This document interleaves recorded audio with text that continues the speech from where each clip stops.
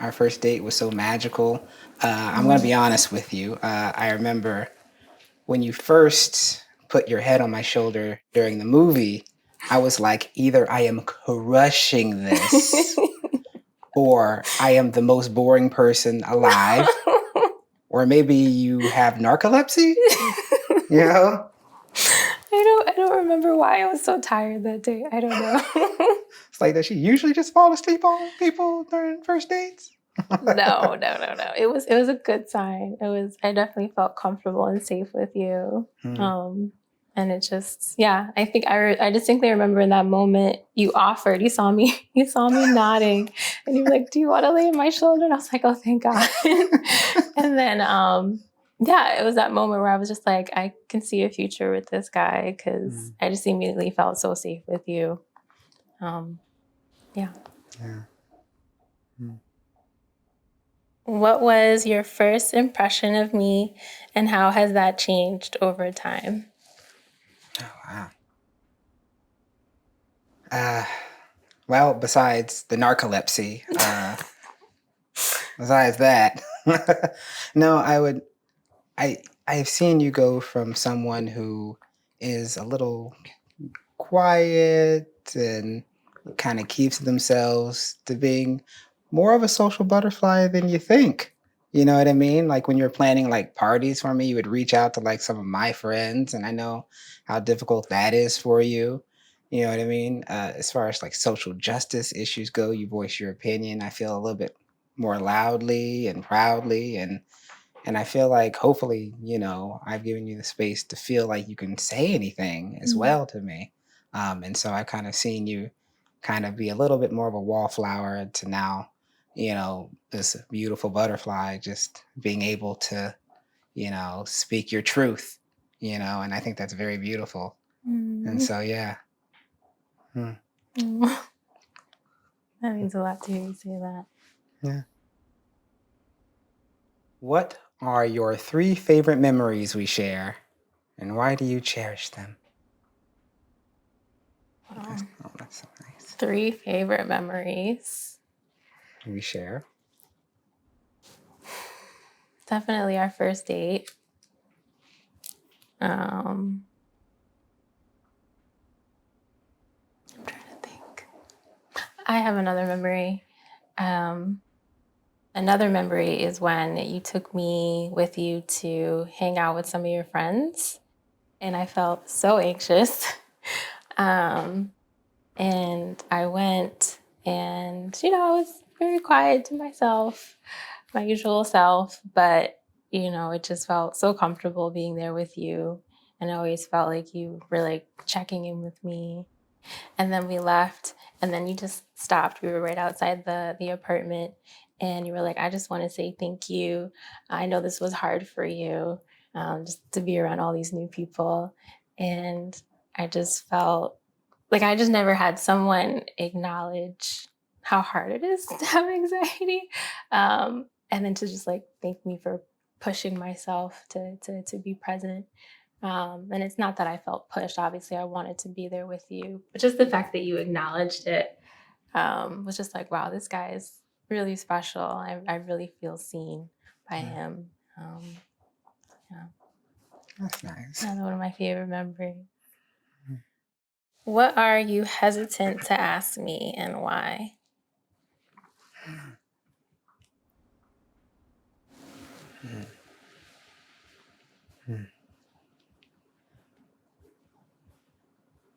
How does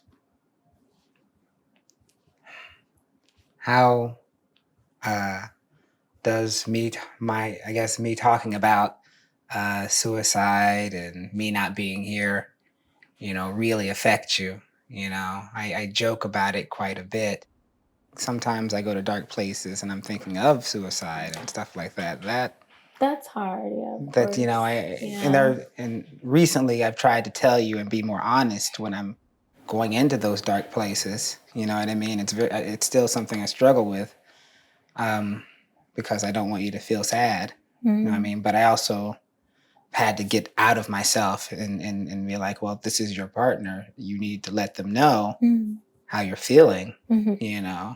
and it has nothing to do with them or with what they can do. It's something that I'm trying to pull myself out of sometimes, you know? Yeah. Yeah. I mean, obviously it's hard. Like you never want the person you love to be suffering in any kind of way. And it's obviously like scary, but I'm also like, I would rather you tell me. I think for me, there's like a sense of security that comes with you telling me, and just like knowing that you're at least being honest with me, and knowing that we can, work together to try to find a solution or see how I can support you in any way. I would just rather know. I think it would be way worse to not know and know that you're suffering on your own. Yeah, it's definitely not easy, but I know that I would do everything in my power to try to support you and love you through that. And are just so grateful when you do tell me. I know how hard that is. Yeah. When have you seen me the most vulnerable? What did it teach you about loving me?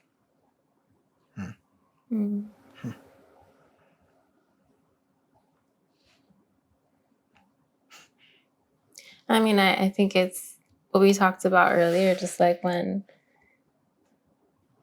you have those conversations with me about like how you're really doing with your mental health and that you are struggling.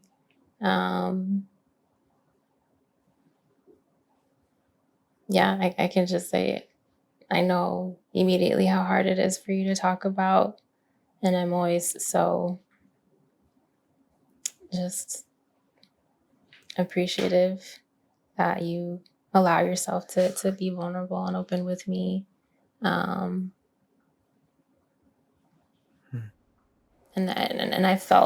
I've pretty much always felt your honesty with that from the beginning.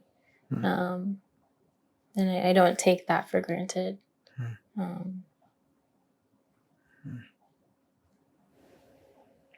I think the hardest part about when someone you love is going through something really hard with their mental health is you feel so powerless. Like you want to take their pain away and you can't. And I think that has taught me that love is sometimes just accepting that you can't take your partner's pain away, but you can at least try to just be there and support them and love them and let them know that you're there no matter what.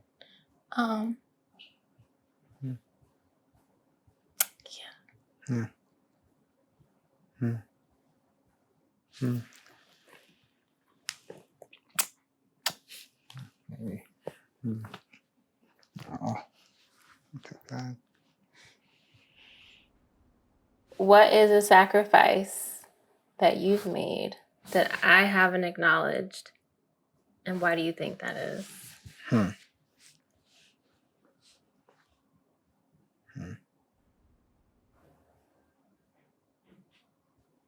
I feel like you've acknowledged, I guess, the sacrifices I feel like I've made. The biggest thing for me was meeting your mom for the first time. I've always wanted to be in a family that accepts me like with open arms, something I wish my family did. And so when it came to your mom and the lack of love, that really hurt a lot. And it took you a while, I think, to confront her. And so, yeah, that's one thing that really still to this day still kind of frustrates me. And I'm still trying to not let get to me because that goes back to that toxic shame and how defective I feel as a human being, And so, yeah, that's one thing that pains me still. I don't know if if it's how much it still pains me, but a great deal. A great deal. I'll make a joke about it, but I am hurting inside.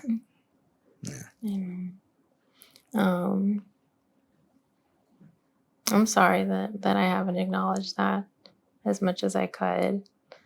And I know that it took me time to understand what it meant for me to set boundaries with my mom, what it meant for you for me to set better boundaries with her. It definitely was a rude awakening for me.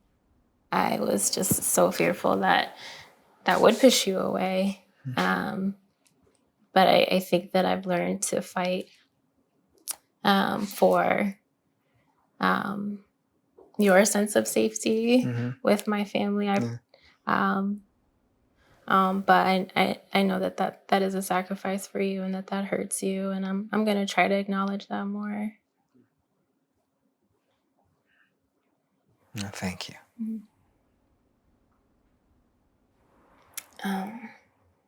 What is?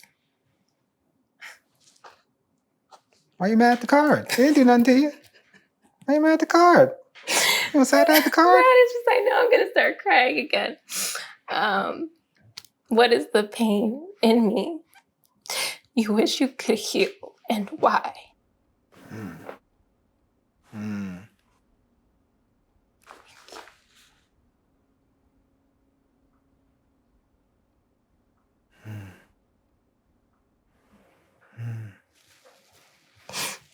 Oh, baby.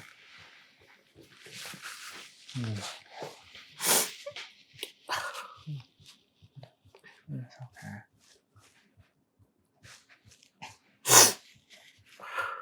It's okay. Crying is healthy. Crying is good. It's okay. Yeah. Okay. Oh, baby.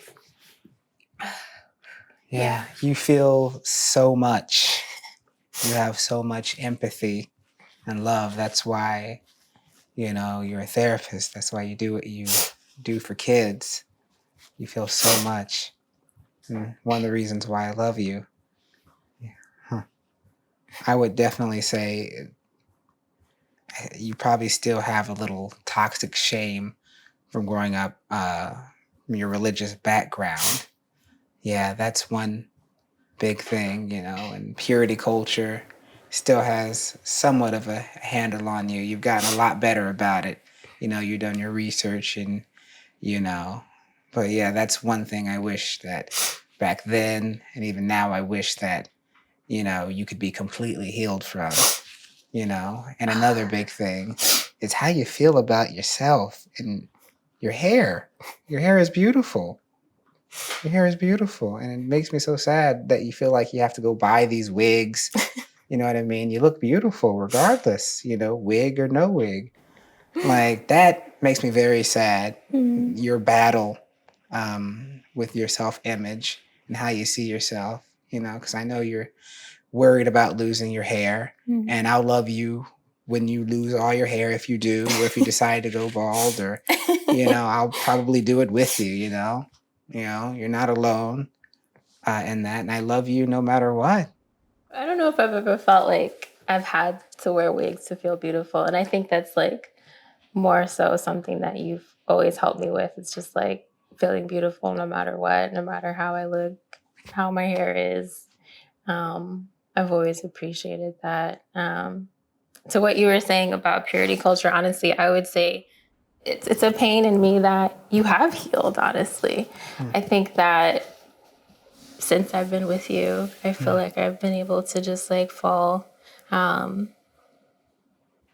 just more comfortable in my skin. And I feel like you've really helped me to do that. I know that. You have helped heal that in me. I think to answer the question, for you, the pain in you that I wish I could heal is definitely your childhood trauma. And I think also just like the struggles that you've had with your mental health, obviously.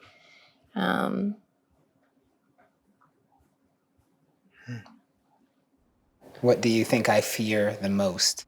Why? And what is your advice to me in that regard? I think you told me once that you were afraid of me feeling like you were a burden, which yeah, it's like absurd to me. I'm like, why would you feel that way? Like, for me, like bringing it back to the question of something that I wish was a pain that I could take away for you is that sense that you even think that you are a burden in any way to anyone. Yeah, I'm just afraid that, cancer's just waiting in the background, just licking the lips, just going, and now, and then to having to hold to what? I'm losing my hair. To having to hold to what? I'm losing pounds. To having to hold what? He's dead. You know what I mean? It's something that really scares me. And then I would never want you to be in that position to, we get married and cancer comes back and it's just like, haha, and then you're taking care of me like I'm some sort of child. That's, yeah, that scares me. Yeah. Yeah. I guess my hope is that if things did go south for you, that you would just know and trust that I would be there, that I'm not going anywhere. And I trust and feel the same way, that I know that no matter what, you're not going anywhere. So I hope that we can both rest in that, Yeah. Why do you think I am in your life?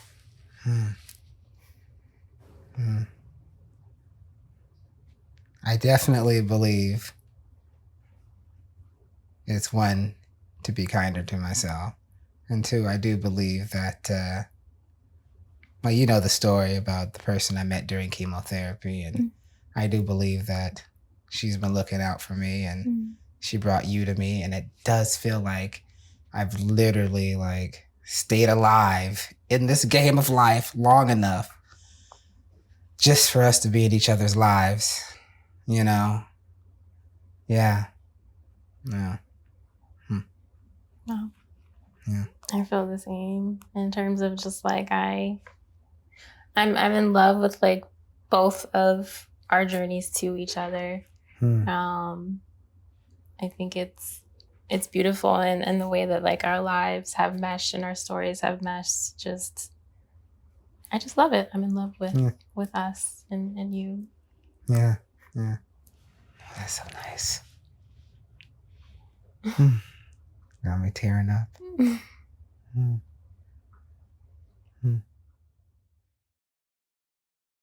Do you want to have more intimate conversations with your partner, but they're reluctant to join you? Do you sense that there's a more fulfilling connection that you can build, but you don't quite know how to do it? I'm proud to share with you 12 Questions for Love. It's a toolkit, it's a roadmap so that you can deepen the relationships in your life. In this book, you'll learn how to create the physical and emotional space so that you can have a transformative conversation. 12 Questions for Love, a guide to intimate conversations and deeper relationships.